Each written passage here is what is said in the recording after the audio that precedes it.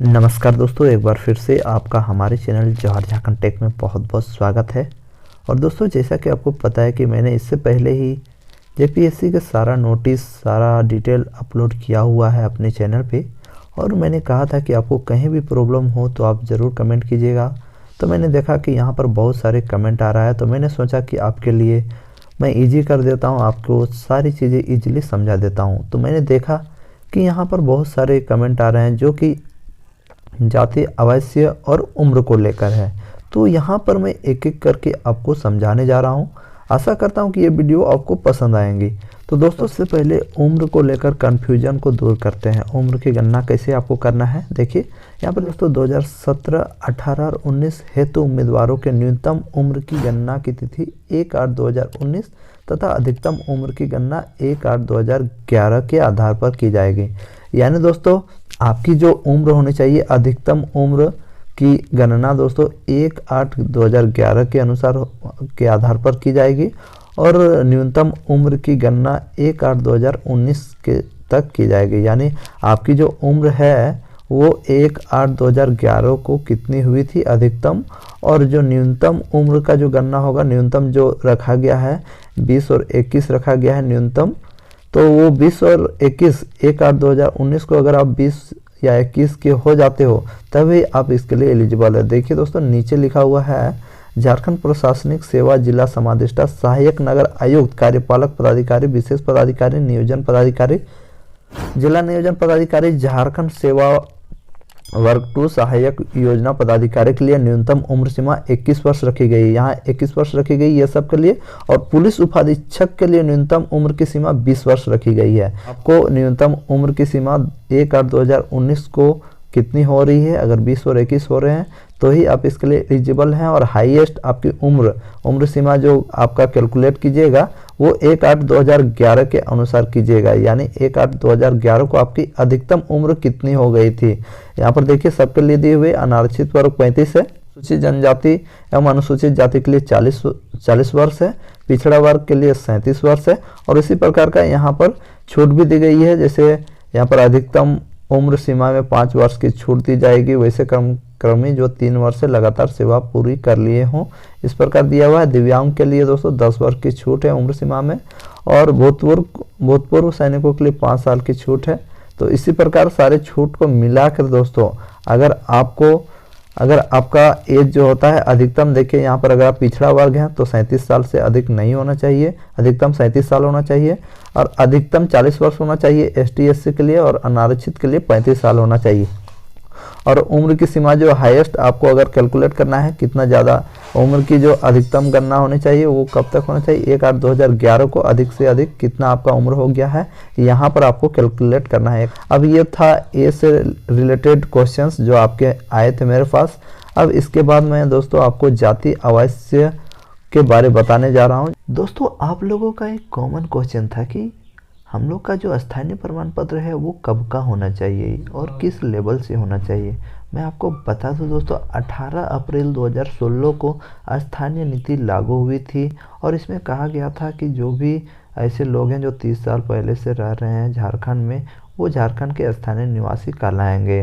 तो मैं आपको बता दूं दोस्तों, इस फॉर्म को भरने के लिए आपका जो स्थानीय प्रमाण पत्र होना चाहिए 2/6/2016 या उसके बाद का बना हुआ होना चाहिए। इससे पहले का अगर है 2/6/2016 तो आपका ये सर्टिफिकेट वैलिड नहीं है।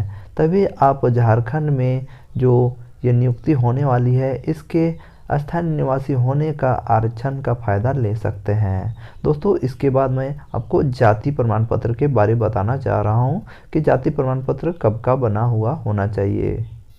दोस्तों, इसके बाद हम लोग बात करते हैं जाति प्रमाण पत्र की।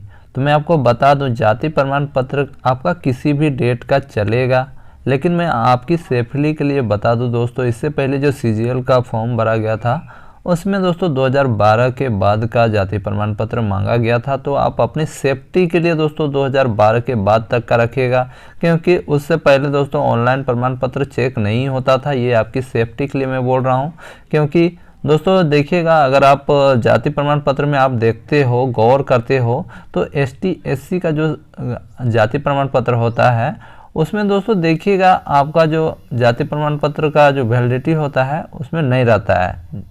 खासकर ST SC में देखिएगा तो जाति प्रमाण पत्र का वैलिडिटी नहीं रहता है, लेकिन आप OBC या OBC 2 OBC 1 में देखिएगा तो आपका वैलिडिटी रहता है दोस्तों, 1 साल का वैलिडिटी रहता है। तो दोस्तों इसलिए आप अपनी सेफ्टी के लिए दोस्तों कम से कम 2012-13 के बाद का सर्टिफिकेट होना चाहिए।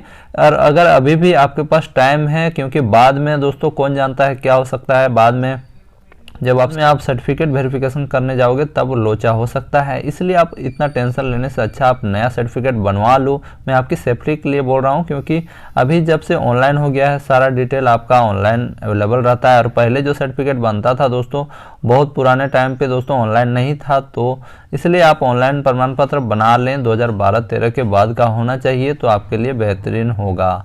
और सारे डिटेल मैं आपको बता दिया हूँ दोस्तों। और मैं और एक चीज़ बता देने जा रहा हूँ दोस्तों अगर आप इकोनॉमिकली वीकर सेक्शन में आते हैं तो आपका जो सर्टिफिकेट होना चाहिए वो 15/2/2019 के बाद का होना चाहिए, तभी आपको 10% का जो छूट मिल रहा है। आपको जो जितने भी विभागों में भर्ती होगी उसमें आपको 10% का आपको आरक्षण दिया जाएगा। उसी के लिए आपका जो सर्टिफिकेट होना चाहिए 15/2/2019 के बाद का होना चाहिए। मैं आपको बता दूं स्थानीय और जाति से रिलेटेड मैंने जितनी भी चीज़ें बताई है आपको ये तभी काम आएगी जब आप झारखंड राज्य में आरक्षण लेना चाहते हो।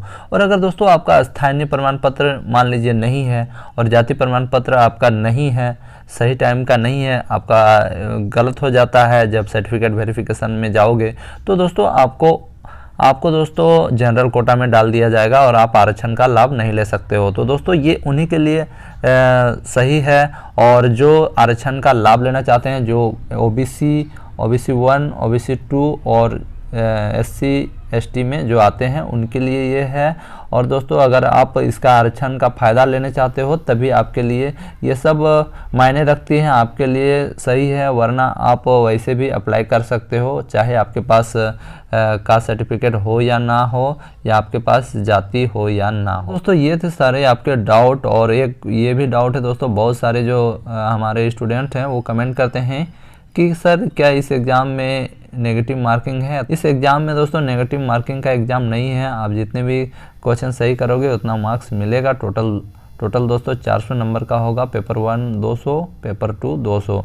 तो पेपर वन में जितने सही करोगे उतने सही होंगे, जितने गलत करेंगे उसका आपको नेगेटिव मार्किंग नहीं काटा जाएगा। दोस्तों आशा करता हूं कि आपके सारे डाउट क्लियर हो गए होंगे। और एक बार मैं बता दूं दोस्तों, जाति और आवासीय का जो सर्टिफिकेट मांगा जा रहा है उन्हीं के लिए ये सूटेबल है जो यहाँ का आरक्षण का लाभ लेना चाहते हैं, स्थानीय में जो आरक्षण है उसका लाभ लेना चाहते हैं, और जाति में जो आरक्षण है उसका लाभ लेना चाहते हैं, उन्हीं के लिए फ़ायदा है, वरना आप ऐसे भी अप्लाई कर सकते हो। दोस्तों आज के वीडियो में बस इतना ही। आशा करते हैं कि आपको सारी बातें समझ में आ गई होंगी, और अभी भी कुछ डाउट है तो आप हमारे कमेंट बॉक्स में जरूर कमेंट कीजिएगा। दोस्तों आज की वीडियो में बस इतना ही, मिलते हैं एक बड़ी न्यूज़ के साथ, तब तक के लिए जय हिंद, जोहार झारखंड।